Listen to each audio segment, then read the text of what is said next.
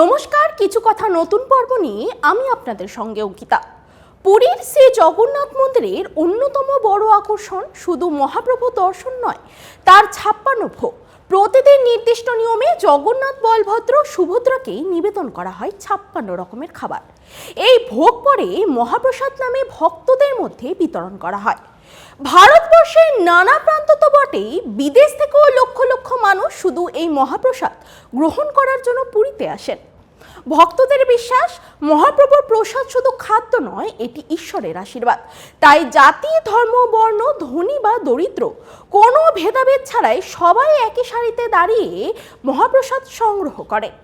কলাপাতা কিংবা মাটির পাত্রে পরিবেশিত এই প্রসাদ গ্রহণের মধ্যে ফুটে ওঠে সমতা এবং মানবতার এক বিরল দৃষ্টান্ত। জগন্নাথ দেবকে কেন 56 ভোগ নিবেদন করা হয়, তার উত্তর লুকিয়ে রয়েছে শ্রীকৃষ্ণের গোবর্ধন লীলার মধ্যে। পুরাণ অনুসারে গোকুলে মা যশোদা ছোট কৃষ্ণকে প্রতিদিন 8 বার করে আহার করাতেন। সেই সময় ব্রজবাসীরা ভালো বৃষ্টির আশায় দেবরাজ ইন্দ্রের পুজো করতেন, কিন্তু কৃষ্ণ তাদের বোঝান প্রকৃতপক্ষে গোবর্ধন পর্বতই তাদের জীবন ধারণের ভিত্তি। সেই পর্বতই ঘাস, ফুল, শস্য এবং পশুদের খাদ্য যোগায়। তাই ইন্দ্রের পরিবর্তে গোবর্ধনে পুজো করা উচিত। কৃষ্ণের কথা মেনে ব্রজবাসীরা গোবর্ধন পুজো করলে দেবরাজ ইন্দ্র ভীষণ রেগে যান এবং টানা 7 দিন প্রবল বর্ষণ শুরু করেন। চারদিক বন্যা পরিস্থিতি তৈরি হলে ছোট্ট কৃষ্ণ নিজের কনিষ্ঠ আঙ্গুলে গোবর্ধন পর্বত তুলে সমগ্র ব্রজবাসীকে আশ্রয় দেয়। আশ্চর্যের বিষয়, এই 7 দিন তিনি নিজে একবারও আহার বা জল গ্রহণ করেননি।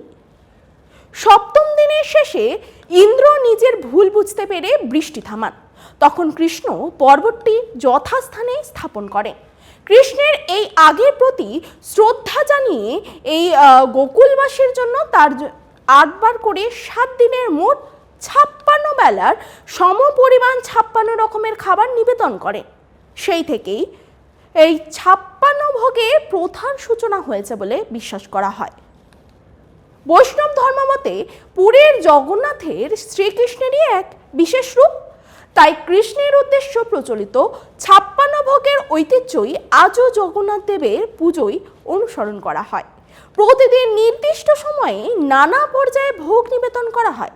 এই ভোগে থাকে সুগন্ধি কণিকা ভাত, সাদা ভাত, ডাল, ডালমা, বিভিন্ন ধরনের শাক, তরকারি, খট্টা এবং পায়েস, পুলি, আরিসা, পিঠা, মালপোয়া, খাজা, গজা, নাড়ু, লাড্ডু, টক্কাতুরানি, বিভিন্ন মিষ্টান্ন এবং আরও বহু ঐতিহ্যবাহী ওড়িয়া পদ। প্রতিটি খাবারই বিশেষ নিয়ম শাস্ত্র মেনে প্রস্তুত করা হয় এবং ভগবানের উদ্দেশ্যে নিবেদন করার পর তা মহাপ্রসাদ পরিণত হয়। পুরীর শ্রীমন্দিরে রান্নাঘরকে বিশ্বের অন্যতম বৃহত্তম মন্দির রান্নাঘর বলা হয়। প্রতিদিন শত শত সেবায়েত ও রাঁধুনি এখানে হাজার হাজার ভক্তের জন্য ভোগ প্রস্তুত করেন। রান্নার জন্য ব্যবহার করা হয় মাটির হাঁড়ি এবং কাঠের আগুন। একটির ওপর আরেকটি করে বহু হাঁড়ি সাজিয়ে রান্না করা হয়। আশ্চর্যের বিষয়, প্রচলিত বিশ্বাস অনুযায়ী নিচের হাঁড়ির আগে ওপরের হাঁড়ির খাবার সিদ্ধ হয়ে যায়। এই ঘটনাকে অনেকেই জগন্নাথ দেবের অলৌকিক লীলা বলে মনে করেন। বিজ্ঞানসম্মত ব্যাখ্যা দিয়ে নানা আলোচনা থাকলেও ভক্তদের কাছে এটি আজও এক অনন্য রহস্য। আরও একটি বিস্ময়কর বিশ্বাস হয়েছে মহাপ্রসাদকে ঘিরে। প্রতিদিন লক্ষাধিক মানুষ পুরীর মন্দিরে এলেও মহাপ্রসাদ নাকি কখনো কম পড়ে না, আবার দিনের শেষে অতিরিক্তও থাকে না। কতজন ভক্ত আসবেন তার আগাম কোনো নির্দিষ্ট হিসেব না থাকলেও প্রতিদিন এমনভাবে রান্না করা হয় যে সকলেই প্রসাদ পান। এই ঘটনাকে মহাপ্রভুর আশীর্বাদ বলেই মনে করেন ভক্তরা। বহু শতাব্দী ধরে চলে আসা এই প্রথা আজও একইভাবে বজায় রয়েছে।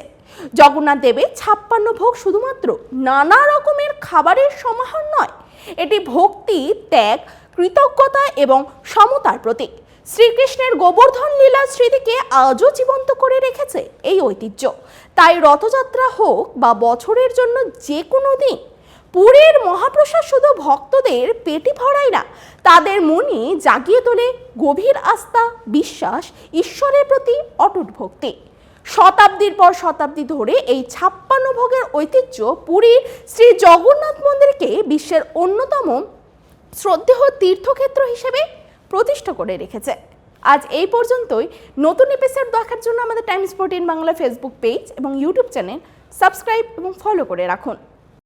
মুখের উজ্জ্বলতা হারিয়ে গেছে, স্পট পড়ে গেছে, ব্রণ ভর্তি, তাই আর দেরি না করে আজই আসুন রায়গঞ্জের চণ্ডীতলায় হেলথ প্লাস মাল্টি স্পেশালিটি ক্লিনিকে এবং এখানে পান অভিজ্ঞ ডাক্তার দ্বারা ফ্রি স্কিন টেস্ট।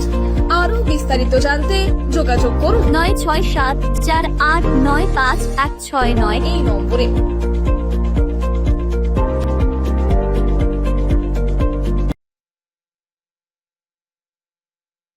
আজ তোমার বিয়ে সাজলো নতুন সাজে,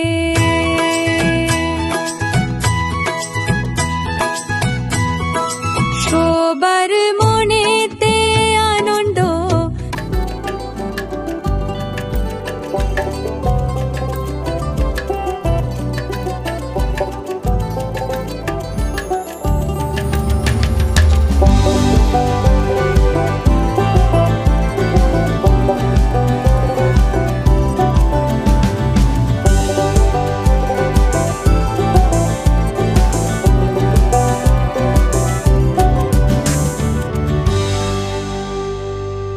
আরো নিত্য নতুন ভিডিও পেতে এবং তথ্য জানতে আমাদের ফেসবুক পেজকে লাইক ও ফলো করে রাখুন। সেই সঙ্গে টাইমস 14 বাংলার ইউটিউব চ্যানেলকে সাবস্ক্রাইব করতে ভুলবেন না।